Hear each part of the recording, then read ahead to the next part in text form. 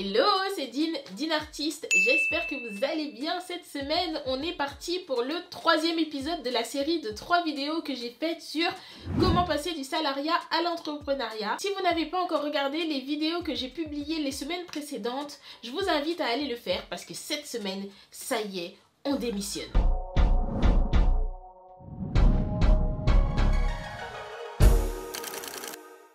On y est, on est à l'étape 3, c'est le moment fatidique, c'est le moment crucial. Il est temps de partir, de voler de ses propres ailes, de quitter son travail et de se lancer dans l'entrepreneuriat.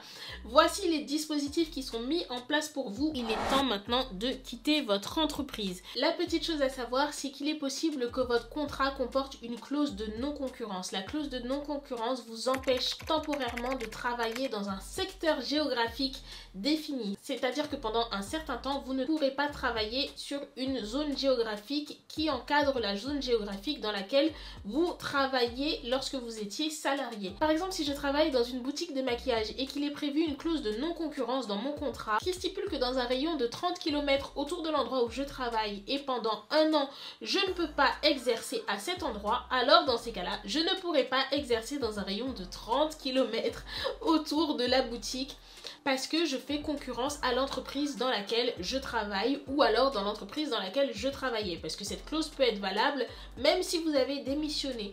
Par contre, votre employeur dans ces cas-là vous doit un dédommagement financier. Pareil, la clause de non-concurrence, vous pouvez demander à la lever temporairement ou définitivement, et ça il faut le demander à votre employeur ou à votre responsable des ressources humaines. Avant toute chose, je vous déconseille fortement de faire un abandon de poste. Pourquoi? Parce que l'abandon de poste, déjà votre patron peut faire traîner votre licenciement, et si vous avez une clause d'exclusivité, vous ne pourrez pas créer votre entreprise pendant la période où votre licenciement va traîner. Ensuite, vous pouvez être licencié pour faute grave, et cette faute grave peut vous empêcher de toucher certaines indemnités. Ce qui serait dommage si vous avez besoin de créer votre entreprise.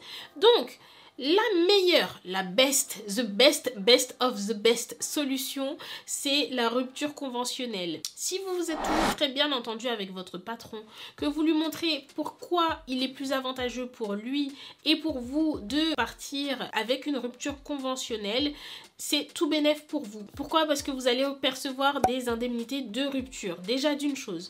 En plus de ça, vous allez ouvrir vos droits au chômage, c'est-à-dire avoir droit à l'ARE, qui est l'aide au retour à l'emploi, que vous avez cotisé et que vous allez toucher tous les mois. La troisième chose, c'est que vous allez pouvoir garder vos heures de formation. Si vous avez par exemple bénéficié d'une formation il y a un mois, votre patron peut vous demander de rembourser la formation qu'il a financée pour vous.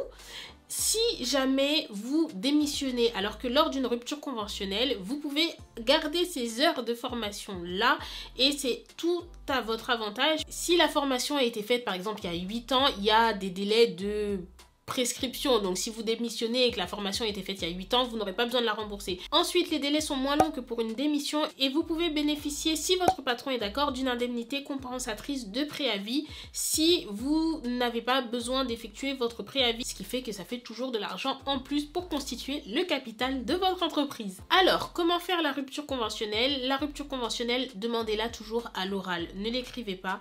Vous demandez un rendez-vous à votre patron ou à votre responsable des ressources humaines et vous en discutez. Préparez quand même cet entretien bien en amont pour pouvoir exposer vos arguments et surtout leur expliquer pourquoi c'est bénéfique pour eux d'accepter la rupture conventionnelle. Dans tous les cas, un patron n'a pas réellement intérêt à vouloir garder une personne qui n'a plus envie de rester dans une entreprise.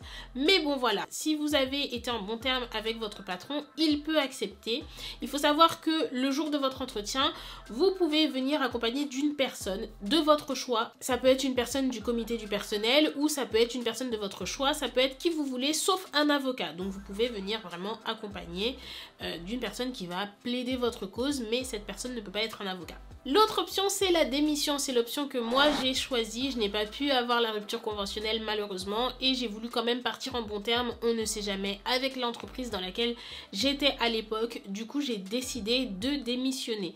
J'ai écrit une lettre puisque la démission doit se faire de façon claire. Il faut que ce soit écrit noir sur blanc sur une lettre avec accusé réception que vous souhaitez quitter votre emploi. Si votre patron est OK et que vous n'avez pas à effectuer votre préavis, vous pouvez percevoir l'ICP, c'est l'indemnité compensatrice de préavis dont on a parlé tout à l'heure.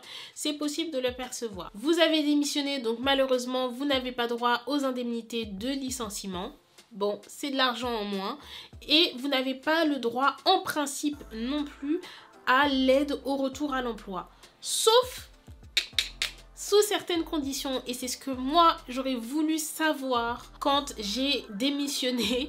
J'aurais voulu qu'on me dise attention, sous certaines conditions tu vas pouvoir bénéficier de ton ARE, ton aide au retour à l'emploi. Si vous voulez démissionner mais que vous savez que vous voulez créer une entreprise, attention, ne démissionnez pas du jour au lendemain en claquant la porte, parce que vous pouvez quand même trouver le moyen d'avoir votre aide au retour à l'emploi. Il y a une procédure qui permet éventuellement, c'est pas sûr à 100% parce que votre dossier va forcément passer dans une commission et la commission peut le refuser, mais peut vous permettre quand même d'obtenir votre chômage même après une démission, parce que vous allez créer ou reprendre une entreprise. Alors avant toute chose, il faut savoir que pour pouvoir bénéficier de ce dispositif, il faut avoir travaillé au moins pendant 5 ans consécutifs dans cette entreprise ou dans d'autres entreprises. Mais voilà, il faut avoir déjà travaillé au moins pendant 5 ans. Avant d'avoir démissionné, il faut avoir fait ces 2 étapes-là. Il faut demander un CEP, Conseil en évolution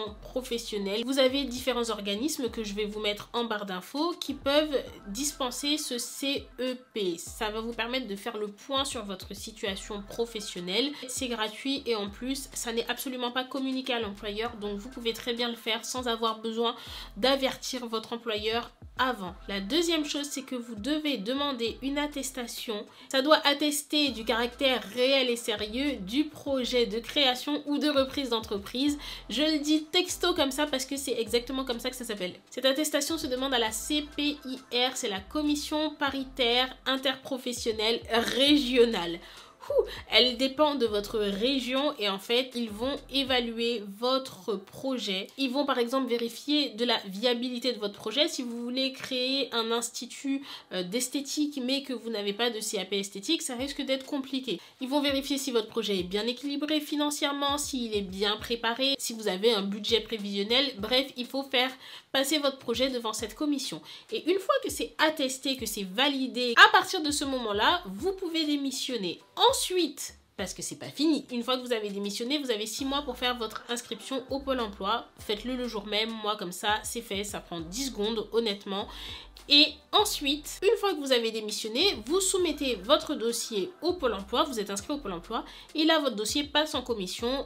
Honnêtement, si c'est un dossier solide, normalement, il devrait être accepté. Si toutefois vous avez démissionné et que votre dossier n'est pas accepté, ou alors que vous avez oublié de faire ces étapes-là ou que vous ne le saviez pas qu'il fallait le faire avant la date de la démission, dans ces cas-là, vous pouvez toujours faire réévaluer votre dossier au bout de 121 jours. Voilà, vous constituez un dossier. On reviendra dessus dans une prochaine vidéo. C'est ce que moi j'ai fait. Au bout de 4 mois, j'ai demandé la réévaluation de mon dossier. Ça a été accepté et du coup, j'ai pu bénéficier de mon aide au retour à l'emploi. Et ça y est, il est temps de clôturer cette série de 3 vidéos. J'espère qu'elles vous ont aidé, que vous êtes un petit peu plus serein, que vous savez maintenant que vous n'êtes pas obligé de tout quitter du jour au lendemain, que des dispositifs existent pour vous aider, pour vous permettre de passer sereinement du salariat à l'entrepreneuriat. N'hésitez pas à me dire en commentaire si entre-temps vous avez sauté le pas et que vous avez enfin quitté votre travail pour vous lancer définitivement dans l'entrepreneuriat. N'oubliez pas de liker, de partager dans vos stories Facebook, Instagram, WhatsApp et je vous retrouve la semaine prochaine pour une autre vidéo. Bye bye!